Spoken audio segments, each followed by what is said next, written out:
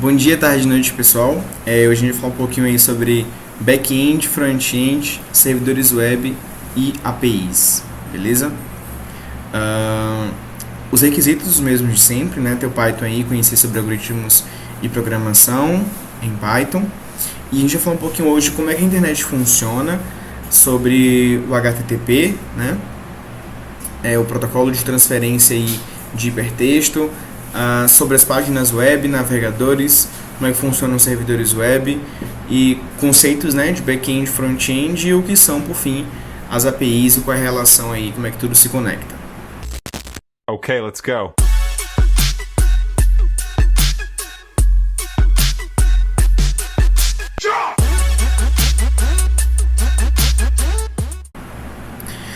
E beleza, né? Como é que a internet funciona? De grosso modo, a internet ele é um conjunto de computadores conectados em uma mesma rede de conexão, intermediado ali por roteadores, né, que conectam-se via cabo ou Wi-Fi com dispositivos e também outros roteadores. Essa conexão possibilita que sejam trocadas informações entre esses dispositivos.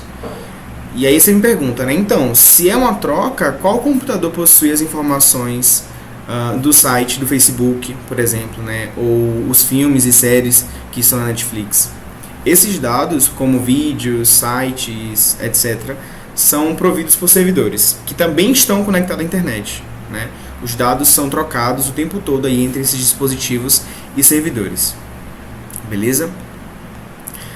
Então, a internet nada mais é que uma conexão aí, né, entre todos os computadores. Se não existe a conexão, não existe a internet. Tá? Então, não é nada mágico, é realmente fios que se ligam ali entre esses dispositivos e compartilham essas informações.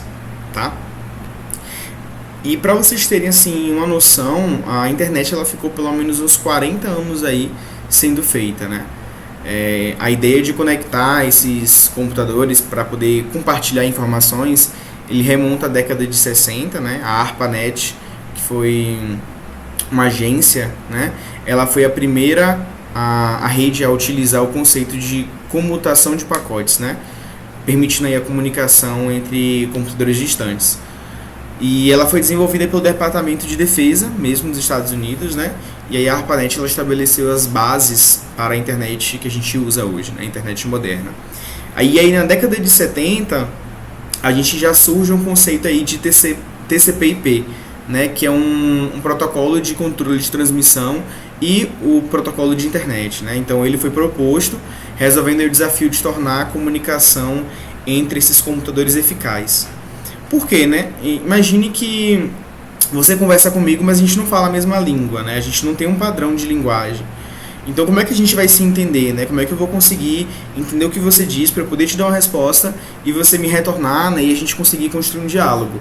Então, toda comunicação precisa de um protocolo, né? Essa maneira de a gente padronizar a forma em que esses computadores conversam, tá? Em que essa rede aí consegue receber esses dados e devolver uma resposta desses dados, beleza? E aí esses protocolos eles formaram mesmo a base aí da linguagem da internet, permitindo essa troca de dados entre diferentes redes de computadores.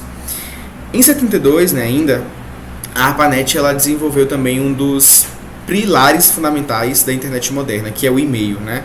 Embora ele seja assim, tenha sido primitivo em comparação com os padrões que a gente conhece hoje em dia, né? Ele estabeleceu ali as bases para uma comunicação digital eficiente. E aí depois, durante os anos 80, ocorreu uma revolução, né, com a introdução da World Wide Web, né, o WWW. A interface amigável proporcionada por protocolos como o HTTP, o HTML também e URLs, né, transformou a internet em um meio acessível do público em geral. Só que é o seguinte, né, como eu falei para vocês, nos seus primórdios, as redes de computadores eles enfrentavam esse desafio, né, como é que a gente vai tornar essa comunicação entre esses sistemas, que são diversos, né, uma maneira eficiente e padronizada, como é que a gente vai tornar isso eficiente e padronizado? E aí essa resposta foi encontrada, né, na década de 70 com os protocolos TCP/IP, tá? Então quando a gente explora a infraestrutura subjacente à internet, a gente encontra uma linguagem universal que permite a comunicação eficaz, né, entre computadores e redes. E aí essa linguagem ela é moldada pela arquitetura TCP/IP, né? Uma das coisas aí essenciais que possibilitam essa interconectividade global, beleza? E aí a camada, né, de aplicação dessa arquitetura, ela faz uso de alguns protocolos, né? Então a gente pode chamar também o TCP/IP como uma arquitetura, né, um modelo, e ela faz o uso, né, de alguns outros protocolos que definem como é que esses dados são endereçados e enviados pela internet. E aí aqui são alguns deles, né? Então a gente tem o SMTP, que é para o envio e recebimento de e-mails, tem o FTP, que é para a transferência de arquivos, ele vai definir como os arquivos são enviados por uma rede, né? O HTTP, que é para abertura de páginas, talvez seja o que a gente mais utilize, ele controla o trabalho, né, dos navegadores e sites, e também tem o DNS, né, para poder fazer tradução de domínios. Existem vários outros, tá? Mas talvez esses sejam um dos mais utilizados. E aí, o TCP/IP ele é composto por camadas, né, por processos que são realizados. A gente vai verificar um pouquinho como é que funcionam esses processos. Então, primeiro a gente tem a camada 1, tá, que é uma camada de aplicação, é uma camada que está relacionada com o usuário. Então, tem um grupo de aplicativos que permite o acesso à rede, né, como o navegador, por exemplo. Ele define o que vai ser enviado. E aí é nessa camada que a gente está relacionado com os protocolos, né, HTTP, FTP, SMTP. É aqui que esses protocolos são escolhidos, né, nessa camada para poder passar para a próxima camada, que é a camada do transporte, né? Então, essa camada ela vai definir quais protocolos vão fazer a transmissão. Então, a gente tem dois tipos de protocolos para esse caso, né, que é o TCP e o UDP, né, ou o UDP. E aí, o TCP ele fala mais sobre a garantia de entrega, tá? E o UDP é sobre a velocidade na entrega. E aí, um outro protocolo que é utilizado dentro do UDP são os VoIP, né? Por exemplo, quando você faz uma ligação por vídeo, né? Videochamada no WhatsApp, por exemplo, no Skype ou no Google Meet, a gente não tem uma garantia que tudo que a pessoa de um lado, né, do lado A, falar vai ser escutado 100% pelo lado B, né? Então, ele tem a garantia da velocidade. Então, vai ser quase instantâneo mesmo, mas a gente não consegue garantir que vai ser perfeitamente entregue, tá? Diferentemente do TCP. E aí, nessa camada, na camada de transporte, né, os dados também eles vão ser empacotados e vão ser numerados. Então, todos os dados que estão sendo enviados, eles vão ser empacotados, vai ter uma numeração para cada um, criando aí uma sequência lógica para ser verificada pelo outro lado, né? E para poder garantir, né, que o processo também seja concluído com sucesso. Então isso vai acabar oferecendo aí uma conexão de dados mais segura. Na camada 3, a gente tem uma camada de rede enlace. É uma camada que controla o fluxo para poder garantir que os dados eles sejam enviados com rapidez e precisão. Então ela também vai transformar os pacotes, né, de dados em datagramas. Então os pacotes que foram construídos na camada 2, né, na camada de transporte, agora vão ser colocados em datagramas, né, e liberar esse envio, né, na camada de enlace via meios físicos. Então vai sair do seu computador, vai para o roteador, passar pelos fios dos postes, pelos fios submersos, beleza? E aí, por fim, ele vai realizar a comunicação entre outras máquinas através do protocolo IP. Então, essa camada aqui ela é responsável por transformar o físico em lógico e o lógico em físico, tá? Então, os dados que estão físicos, lógicos, em dados binários para serem transportados através dos fios, né, das conexões. E, do outro lado, né, quando é recebido, também passa por essa camada. E aí ele transforma esse físico em lógico, tá? E aí, por fim, a gente tem o enlace físico, né, a camada 4, que é realmente a conclusão do envio, né? Ele define como os dados vão ser transmitidos na última camada, por rede ou por Wi-Fi, né? Então, né, o modelo TCP/IP, ele funciona porque todo o processo ele é padronizado, né? Se não fosse, sem isso, a comunicação aí entre computadores não seria eficiente, beleza? Mas aqui é como eu mostrei para vocês, né? Então vai da camada de aplicação para uma camada de transporte, para a camada de rede.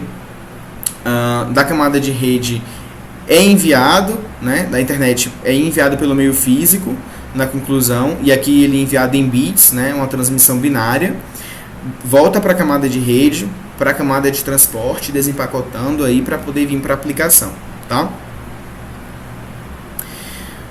Vamos ver na prática, né, como é que isso funcionaria fazendo analogia ao mundo real.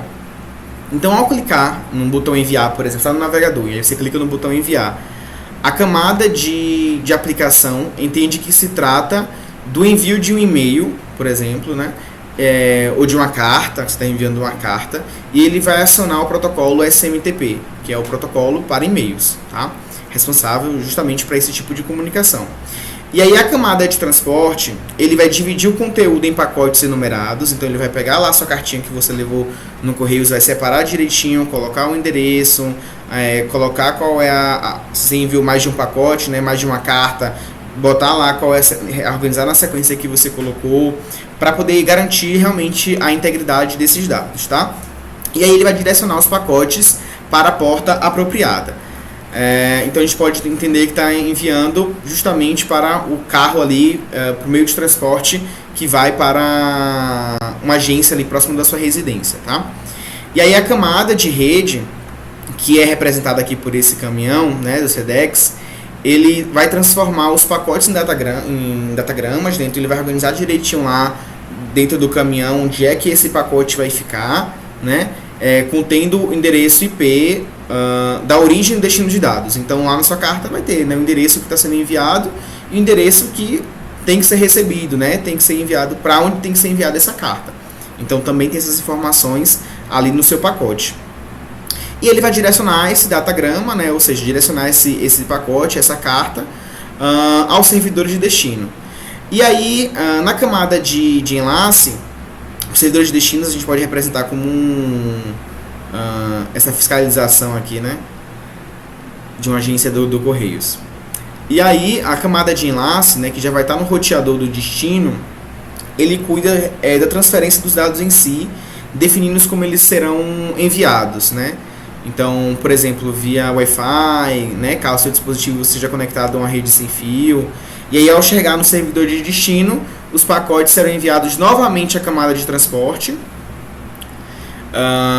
para serem reorganizadas, né, de volta em seu formato original e aí devolvida para a camada de aplicação, ou seja, o e-mail finalmente chega à caixa de entrada do destinatário, tá? Então, concluindo, né, sobre o TCP e o IP.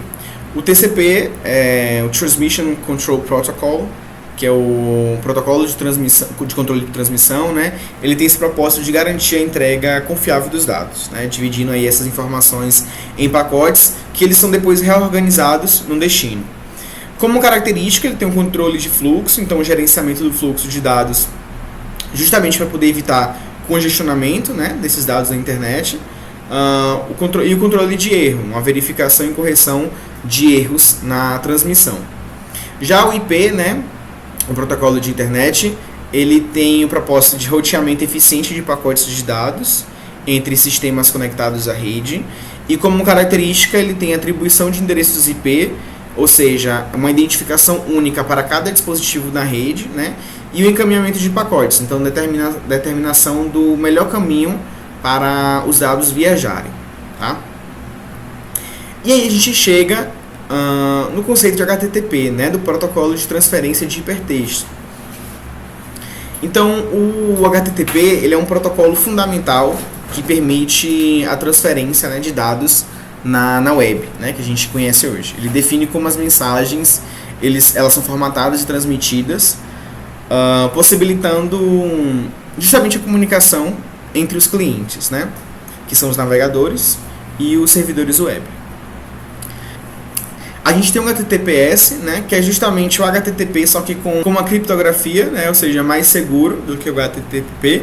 Ele funciona aí para troca de dados importantes, né, que a gente utiliza, como dados bancários, né, etc. Então, ele precisa de uma certificação, esses sites precisam de uma certificação. E como protocolo, né, como todo protocolo, ele possui também suas requisições e respostas, né, o HTTP. E aí, como é que funcionam essas requisições e essas respostas aqui no HTTP, né?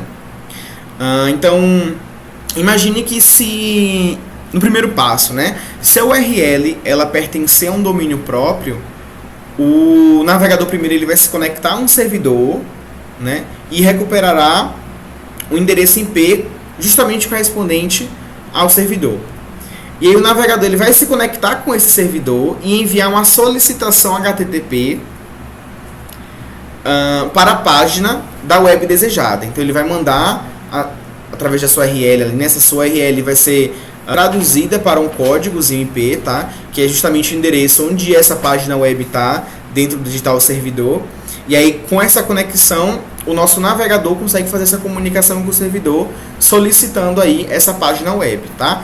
O servidor do seu lado, né, ele vai receber essa solicitação e vai verificar a página desejada, né, se ela existe, se tem algum problema no servidor do momento. Então, se essa página existir, o servidor vai devolver ela. Se o servidor não conseguir encontrar essa página, por exemplo, ele pode te enviar uma mensagem de erro HTTP 404, né? A gente já vai falar sobre isso também, mas isso significa que a página não foi encontrada, tá? Então o navegador, né, ele vai receber essa página de volta. Então ele fez a requisição para o servidor devolveu, ele vai receber essa página de volta e aí essa conexão é finalizada, tá? Entre o ambiente cliente e o ambiente servidor.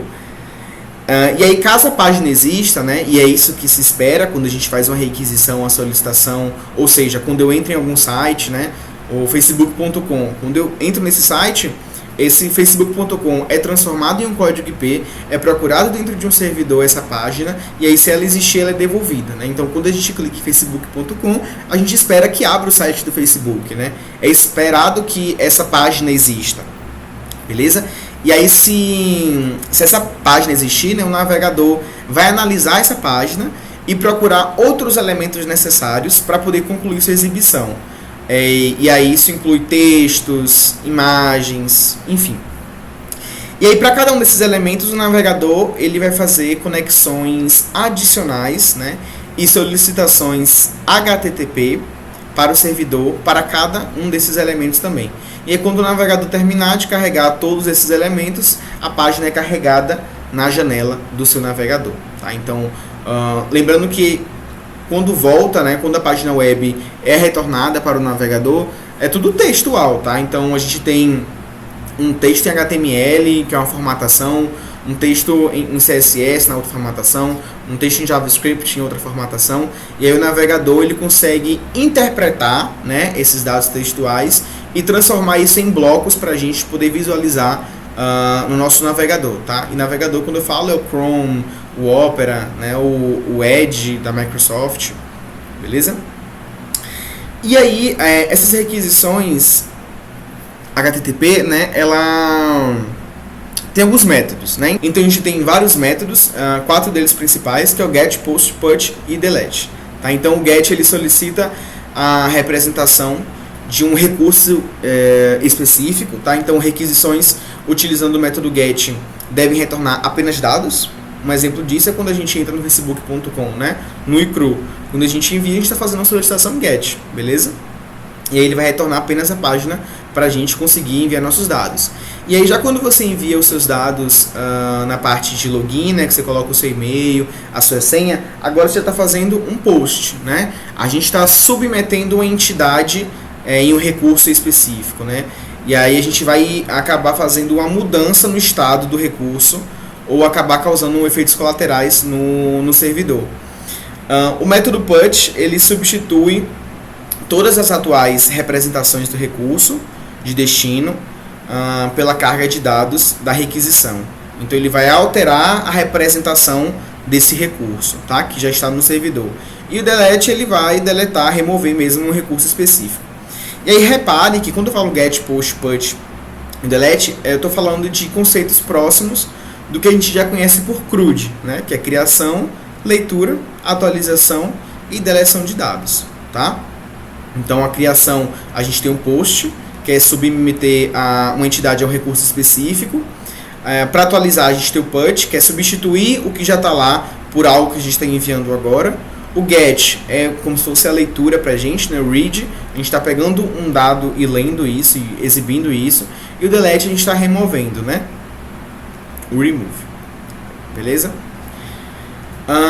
E aí, existem alguns componentes, né, dessa requisição. Quando a gente envia uma requisição, são enviados alguns dados para o servidor. Não somente o endereço do site, né? É enviado também algumas outras informações. Então a gente tem o URI, que é o Uniform Resource Identifier, que ele vai identificar o recurso-alvo. O URI, ele é uma sequência compacta de caracteres que identifica de maneira única um recurso específico. Então ele pode ser dividido em dois tipos principais, que é o URL, o Uniform Resource Locator, e o URN, né, que é o Uniform Resource Name. A gente vai utilizar mais o URL. É o mais interessante para a gente no momento, né? Então, o URL, ele identifica a localização específica de um recurso na internet. Uma URL, ela inclui informações sobre o protocolo utilizado, como HTTP ou HTTPS, o nome do host, ou do domínio, né, que a gente está utilizando, o caminho do recurso no servidor, então o endereço lá no servidor, e ele também tem algumas coisas opcionais fragmentos, né, ou parâmetros de consulta também. Então, um exemplo de URL é um HTTPS, .. Então, a gente tem a primeira parte, o HTTPS, como protocolo, né, utilizado. A gente tem um www.exemplo.com, então a gente tem a parte do domínio. O caminho do recurso do servidor, né, depois da barra, a gente tem o caminho, né, o local dele, então página, por exemplo, ou home, né, depois da barra. Enfim, e a gente pode ter parâmetros também, outras coisas. E outros fragmentos. A gente também tem um método que ele define a ação a ser realizada no recurso, né? Então, é justamente esses métodos: get, put, post, delete. Tem os headers, que são informações adicionais mesmo sobre a requisição. E tem o corpo da requisição, que são dados enviados junto com a requisição. É o que geralmente a gente utiliza em post, por exemplo, né? Então, quando você faz uma requisição para o servidor, mas envia lá o seu login, né, o seu e-mail e a sua senha, está enviando dados também. Então, esses dados são enviados ali no corpo da nossa requisição, tá? E aí os protocolos, né, de transferência de hipertexto, HTTP, também tem respostas, né? Ele tem as requisições que a gente faz para o servidor, mas o servidor também responde para a gente. E aí essa resposta HTTP, ela é uma mensagem enviada pelo servidor como resultado justamente dessa requisição. Então ela vai conter informações sobre o status da requisição, sobre os dados solicitados e possíveis instruções adicionais também. Então a gente tem alguns códigos de status comuns, né? A gente tem 5 casas aqui. O 1xx, né? Então a casa do 100 aí, a gente tem a ver com informacional. Ele indica que a requisição ela foi recebida, está sendo processada, ou então que o servidor está aguardando instruções adicionais. E vai depender de qual cento e pouco está se referindo, tá? A casa dos 200 tem a ver com sucesso. Então o 200, por exemplo, puro, né, significa ok, simplesmente. Quer dizer que foi retornado com sucesso, foi bem sucedido, tá? A casa do 300 tem a ver com redirecionamento. Então ele indica que a requisição precisa de ações adicionais para poder ser completada. A gente tem a família dos 400, que é erro do cliente, que indica que houve um erro por parte do cliente na parte da requisição. E a família dos 500 também é um erro, só que agora é do servidor, né? Indica que houve um erro do lado do servidor para poder processar essa requisição. A gente tem aqui alguns exemplos, né? Então, a resposta 200, a gente tem o OK. A resposta 201, ele identifica que o post que a gente fez, ele foi realizado com sucesso. O 401 não tem autenticação para poder fazer a requisição, tá? Então o cliente ele não tem autenticação para isso. O 403 significa que o cliente não tem acesso, e o 404 significa que a página aí não foi encontrada. Beleza?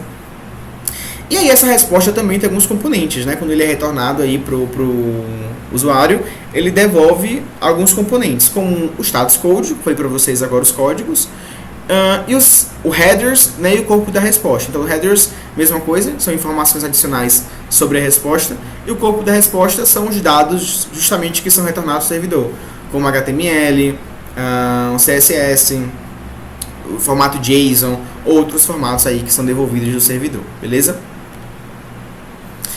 E aí vamos inspecionar, né? Vamos visualizar mais alguns status codes através do site http.cat. Então, né, o http.cat, ele é uma brincadeira aqui, né, mostrando os principais status codes aqui existentes, e ele também explica um pouquinho o que é cada um, né? Ele traz aqui uma figura engraçada do gatinho referente a cada resposta que é enviada. Por exemplo, a gente consegue também colocar um barra aqui e enviar justamente o erro que a gente quer visualizar, né? O erro não, desculpa, a resposta, status code. Então eu vou colocar 404 para a gente poder visualizar o not found. E aqui é um gatinho meio que escondido, né?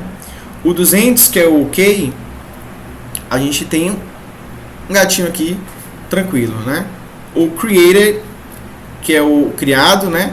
Então deixou sua marca aqui, né?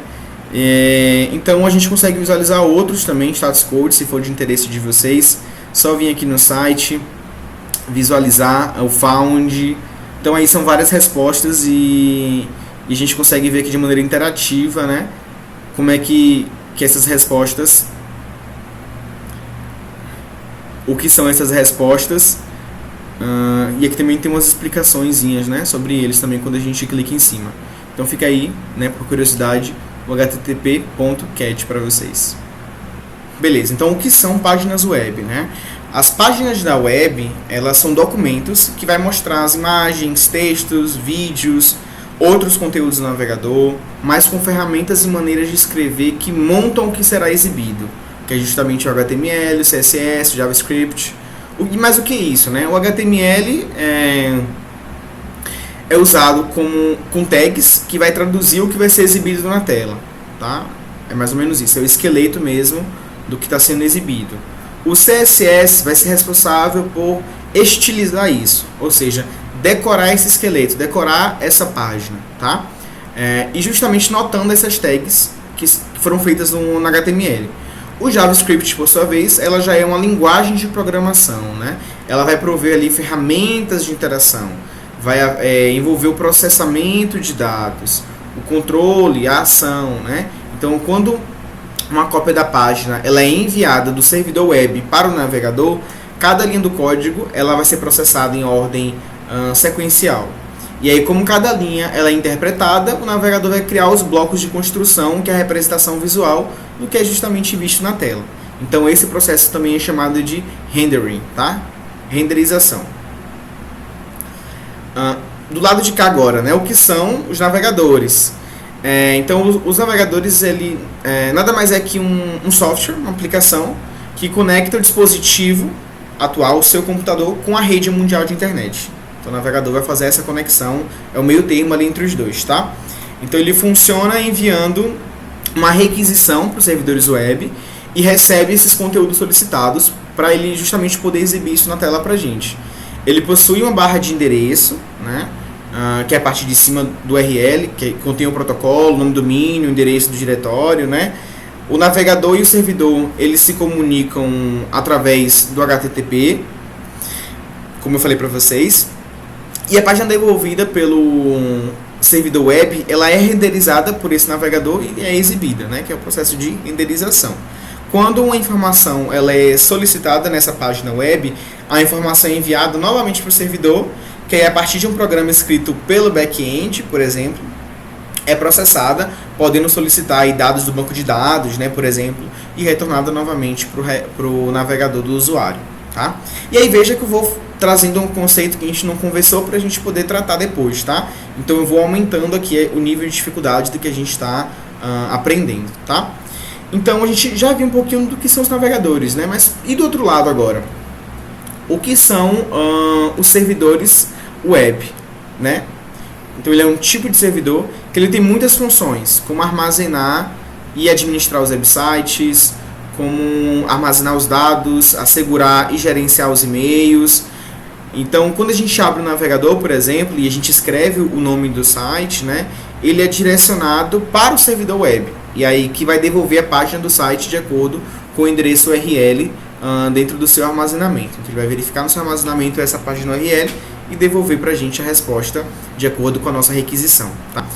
E a gente tem dois tipos de servidores, são os físicos e os servidores virtuais. Os servidores físicos, eles têm um hardware dedicado, que então são máquinas reais, compostas por componentes de hardware físico mesmo, como processador, memória, disco rígido, placa de rede, tá? Tem algumas características como isolamento, então cada servidor físico ele é uma máquina independente, executando um único sistema operacional e aplicativos, tá? E aí isso leva a um alto grau de isolamento entre diferentes servidores. Então, uma máquina física para aquele servidor está completamente isolada de um outro servidor, tá? Tem os recursos físicos, né? Então, como CPU, memória, armazenamento, como falei para vocês, e aí são fixos mesmo e limitados pelo hardware físico real do servidor. E ele é feito um gerenciamento manual, né? O que isso quer dizer? Que a configuração, o provisionamento, a manutenção desses servidores físicos geralmente vai exigir uma intervenção manual. E aí o que pode ser um pouquinho mais demorado, nem requer também mais habilidade técnica. Os servidores virtuais, por sua vez, ele tem a ver com virtualização. O que são isso, né? São servidores que eles são criados por meios de tecnologias de virtualização. E aí isso permite que um único servidor físico, um único hardware completo, né, um único computador, por exemplo, hospede múltiplos servidores dentro dele, tá? Só que virtuais, né, e independentes, ou seja, dentro daquele armazenamento de maneira individual e independente. Nesse caso, a gente tem a característica, como está todo mundo compartilhando o mesmo hardware, então a gente tem compartilhamento de recursos, né? Então, o CPU, memória e armazenamento são compartilhados entre essas várias máquinas virtuais, né? Essas virtual machines. Então, ele vai permitir uma utilização mais eficiente desses recursos, né? Permitir que esses servidores virtuais consigam ser gerenciados para dizer qual é o servidor desses virtuais, qual desses está consumindo mais processamento nesse momento, está consumindo mais dados nesse momento. E aí é permitido mais consumo de hardware por esse servidor, né, do que outro, enfim.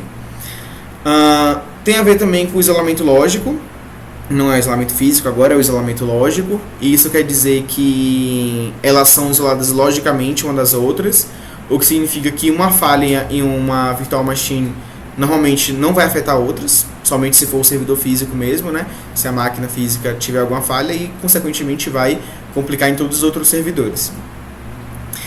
Tem a elasticidade, então os recursos de uma virtual machine eles podem ser ajustados dinamicamente com base nas necessidades, né? Permitindo a escalabilidade mais fácil e eficiente, foi o que eu falei para vocês, né? Então, essa elasticidade é uma das vantagens dos servidores virtuais. Tem o gerenciamento de software também, então a parte de criação, configuração e gerenciamento dessas máquinas virtuais geralmente são feitos por meio de um software de virtualização e plataformas de gerenciamento, né, o que simplifica e automatiza aí muitas tarefas.